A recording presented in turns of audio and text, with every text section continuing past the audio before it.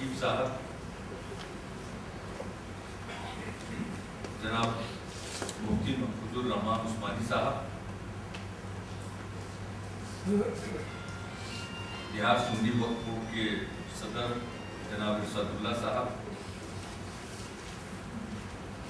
बिहार मदरसा education board के सदर जनाब एजाज अहमद साहब, विशिष्ट अतिथिगण, प्रिंट और इलेक्ट्रॉनिक मीडिया के सभी यहाँ पत्रकार मित्रों,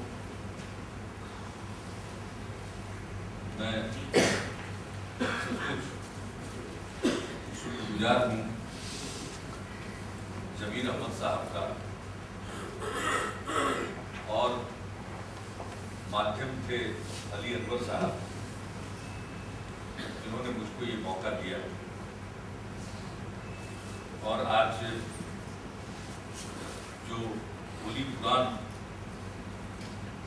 के लिए एक मल्टीलिंगुअल डिक्शनरी आपने तैयार की 17 साल की मेहनत के बाद आज उसको शाया किया गया है, ये बहुत बड़ी बात है। जनाब जमीर अहमद साहब से भी मिलने का मौका मुझको मिला, लेकिन जब मुझको पहली बार अली अकबर साहब ने ये जानकारी दी थी और ये बताया कि आप 17 साल से इस बात पर और कैसे प्रोनाउंस किया जाएगा किसी शब्द को, कोई शब्द कितनी बार कुरान में आया है और फिर उसके क्या मायने हैं अंग्रेजी में, उर्दू में, फारसी में, हिंदी में, और उसको तैयार किया। सब कुछ कोई जो भी पवित्र कुरान का अध्ययन करेगा उसको खूब सहूलियत होगी वाकई उसका अर्थ समझने के लिए, जानने के लिए। तो लोग दूसरों से भी सुन लेते हैं या उनको याद कर लेते हैं, लेकिन एक है उसको पढ़ना, उसको समझना और उसी में डूब जाना। तो जो उस ख्याल के लोग होंगे जो वाकई जाने और समझे, उनके लिए आपकी जो ये डिक्शनरी तैयार हुई है वो काम आएगी और इसके लिए आप बधाई के पात्र हैं। और इस मौके पर उसको अली अकबर साहब ने और आपने याद किया, इतना अच्छा ये जलसा हो गया, एक लोगों से मिलने का मौका मिल गया, सब बात सुनने का मौका मिल गया। तो सचमुच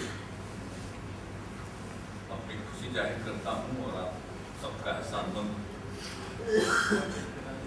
अभी कुछ बातें हो गई इस सिलसिले में, ये ठीक बात है। ये जो पाक कुरान है ये तो पूरे इंसानियत के एक पैगाम है, कोई मामूली चीज नहीं,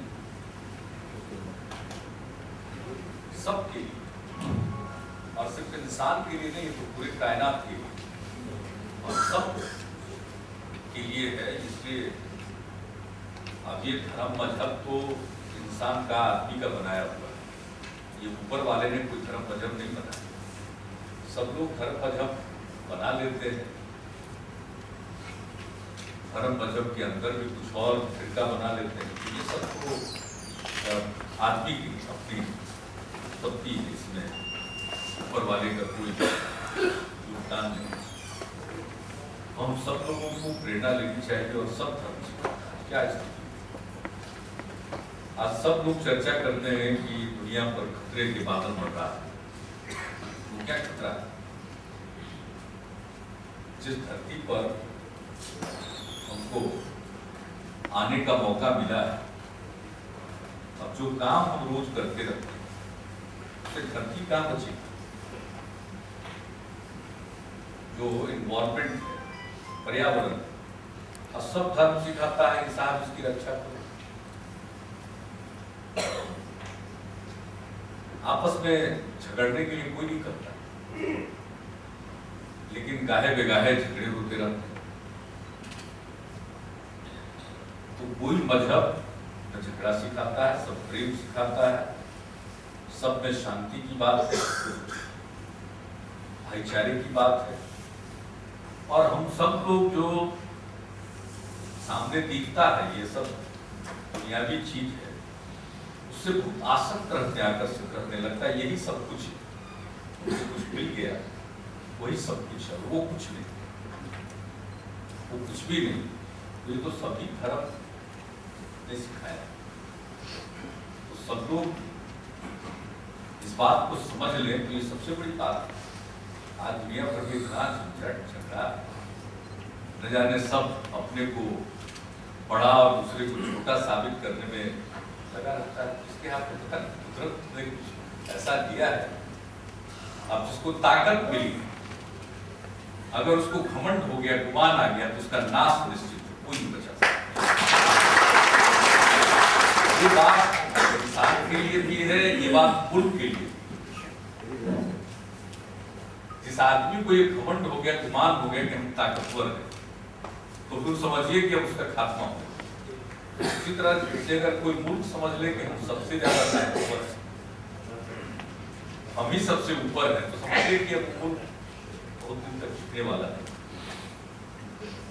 लेकिन गजब है कुदरत का खेल साहब, आदमी को ताकत देता है, साथ साथ उसको इतना कमजोर बनाता है कि उसमें घमंड हो जाता है। और जिसको ये सब नहीं होता है, उसी को आने वाली पीढ़ी याद, उसको याद नहीं रखती है जिसको घमंड हो गया। कितना दिन याद रखते हैं, कुछ दिन के बाद लोग भूल जाए। तो आपने बहुत बड़ा काम किया है। महफूजुर रहमान उस्मानी साहब को याद दिला रहे थे, ये तो हम भी रोज करते। तो मुझको लगता है कि अच्छा हमने ही चर्चा छेड़ करके झंझट पैदा किया। चिट्ठी तो वाइस चांसलर अलीगढ़ मुस्लिम यूनिवर्सिटी ने कटिहार के लिए लिखा और हमने तय कर दिया कि किशनगंज में खुलना चाहिए, वहाँ ज्यादा एजुकेशनल बैकवर्डनेस है और वहाँ जमीन भी थी, सरकारी जमीन थी, 250 एकड़ मांग रहे थे, उनकी जमीन थी। तो हमने वहाँ के कलेक्टर को कहा कि ठीक है, कागज बनाइए, भेजा। वाइस चांसलर साहब को भी कहा, सबको जब पसंद आया तभी हमने जमीन ट्रांसफर किया। ये तो बाद में, ये पिछले जून महीने के बाद ये सब तो थोड़ा सा राजनीति की चाशनी चढ़ गई, पहले नहीं भी जमीन। तो लोगों ने कहा कि साहब वो तो 3 टुकड़े में अलीगढ़ मुस्लिम यूनिवर्सिटी कैसे, हमको किसी ने बताया कि अलीगढ़ में भी जो यूनिवर्सिटी है वो भी कोई एक जगह नहीं और 3 जगह है, सरकारी जमीन है, किसी की जमीन लेनी नहीं पड़ेगी। और आप जानते हैं कि बिहार की आबादी अब कितनी हो गई, 10 करोड़ 38 लाख, और जमीन तो बढ़ नहीं सकता, 94,000 स्क्वायर किलोमीटर। और ज्यादातर लोग हमारे यहाँ छोटे या सीमांत किसान, स्मॉल एंड मार्जिनल फार्म, किसी चीज के लिए जमीन लीजिए तो 95% वही है, तो लोगों का लाइवलीहुड खत्म हो जाता है। इसलिए कोशिश हम ये करते हैं कि भाई किसी चीज के लिए ज्यादा जमीन लेनी है, वो अपनी जमीन थी, सरकारी जमीन थी, जैसे सरकारी जमीन पर तो थोड़ा बहुत कब्जा लोग करते ही करते हैं, खाली तो 10 लोग अच्छा कहेंगे, 10 लोग खराब भी कर सकते हैं, कभी ज्यादा खराब करेंगे, कभी कम खराब कहेंगे, कभी ज्यादा लोग अच्छे कहेंगे। ये तो चलता रहता है, तो दस्तूर है, जब तक जीवन है तब तक ये सब दौर चलता रहेगा। इसलिए हमारी नीयत साफ है और राज्य सरकार का फैसला हो चुका है जमीन देने का। कैबिनेट से हम लोग सब पीछे जाने का मेरा सवाल ही नहीं है। जितनी जल्दी लोग आ जाते हैं, अब आखिरी तौर पर भी तो किसी गरीब का लेना पड़ेगा, क्योंकि जिसकी जमीन जाती है उसके दर्द को समझिए। अगर जमीन उपलब्ध हो तो थोड़ा बहुत समझा के बुझा के बाएं दाएं करके आगे काम चलाता है। पैसा थोड़ी है कोई एक ही जगह पर हो जाए और कितनी इमारत बनाए, कितनी इमारत बनाएगी। अब तो जमाना है ही नहीं। अब जब आबादी हमारी स्थिर होगी उस दिन, आज तो 10 करोड़ 38 लाख हो गई, अब तो थोड़ा बढ़ेगा ही, अगले 30-40% तक धीरे धीरे स्थिर होगा ना। 28-29% का ग्रोथ था, घट के 25% में है, कुछ और ग्रोथ रेट घटेगा। तो आबादी को देखते हुए लोगों का रोजगार का साधन है, ज्यादातर लोग हमारे देहात में रहते हैं और उसमें भी सबसे ज्यादा लोग खेती बाड़ी पर निर्भर है। तो ऐसी स्थिति में कोशिश यही करनी चाहिए कि कम से कम जमीन लेनी पड़ेगी, लेके उसमें भी पीछे नहीं रहेंगे, उनको ठीक ढंग से मुआवजा देने की हम लोग कोशिश करते हैं।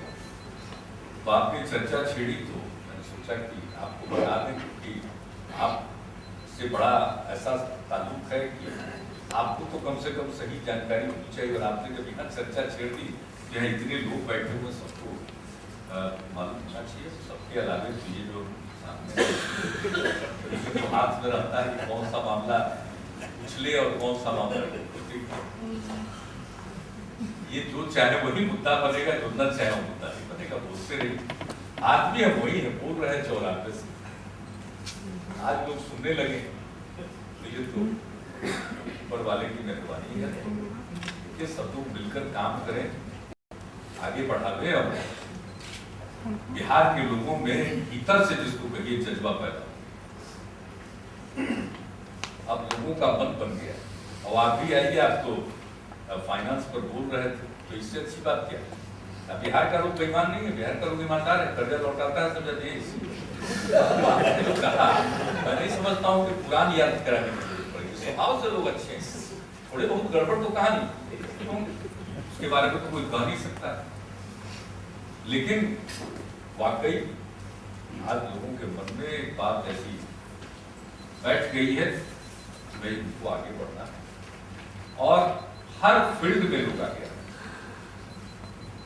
आर्ट हो, लिटरेचर हो, साइंस हो, कोई फील्ड ले, हर एक फील्ड लोग आगे आ रहे हैं। और अब बिहार के हालात ऐसे थे कि बाहर के लोग मजाक उड़ाते थे, अब हालात तो सुधर रहे हैं, तो लोग इतनी तारीफ कर रहे हैं कि जो भी बिहार का आदमी बिहार के बाहर रहता है अब मेरा तर्क कर सकता है। तो ये माहौल में तो परिवर्तन आया है, तो सब इस माहौल को बनाए रखें और मिलजुल कर ये जो माहौल पैदा हो, और ये माहौल कोई हमने नहीं पैदा किया, ये बिहार के लोगों ने पैदा किया, ऊब गए थे बधाई और इंतजाम से, और हम कुछ भी नहीं कर रहे, हम तो अपना जो हमारा जिसको कहिए कि अपनी ड्यूटी निभा रहे हैं, और हमको हमेशा यही लगता है कि इतने लोगों का विश्वास है, तो जो अच्छा हो वही करो, और ठीक ही कहा है भाई, इंसाफ, अपने इंसाफ की बात करी। मैं तो कहता हूं कि हमारा तो यही है ही, हम सिर्फ तरक्की की बात नहीं करते, हम इंसाफ के साथ तरक्की की बात करते। इंसाफ के बिना तरक्की का तो कोई मायने नहीं है। कुछ लोग बहुत अमीर हो जाए, कुछ कल कारखाने लग जाए, उसका मतलब तरक्की नहीं। तरक्की का मतलब है लोगों की तरक्की, ह्यूमन डेवलपमेंट, इंसान की तरक्की, और कार्यक्रम और योजनाएं ऐसी बननी चाहिए जो सबके काम। अब देखिए, तालीम के क्षेत्र में कितने लोग स्कूलों के बाहर रह जाते, अब स्कूल में जाने वालों की संख्या बढ़ गई। जब हमने काम संभाला तो 12.5% लोग बच्चे स्कूल के बाहर आ जाते, जब संख्या घट के 3.5%, लेकिन सबको स्कूल पहुंचा। अभी आया साक्षरता पर जो जनगणना की रिपोर्ट है, अब साक्षरता बढ़ी है लेकिन अभी भी हम पीछे, इसलिए हमने 10 साल का बिल्कुल मिशन तय कर दिया कि साहब अगली बार जब 2021 में जनगणना हो तो बिहार टॉप 5 प्रदेशों में एक होगा।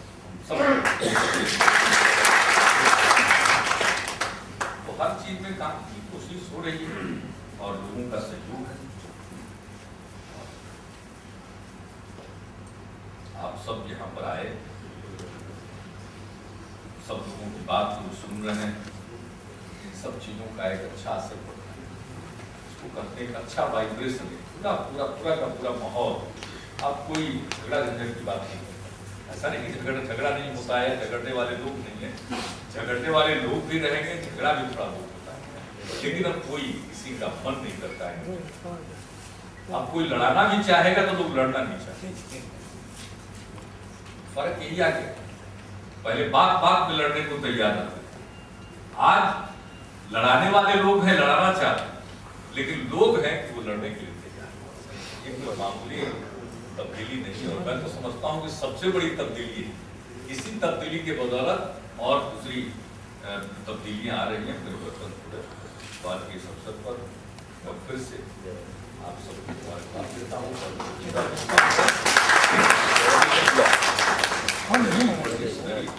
इसका ज़्यादा से ज़्यादा लोग लाभ उठाएं।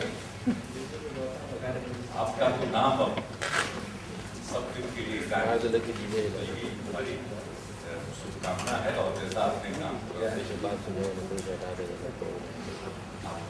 ये चीज सब बहुत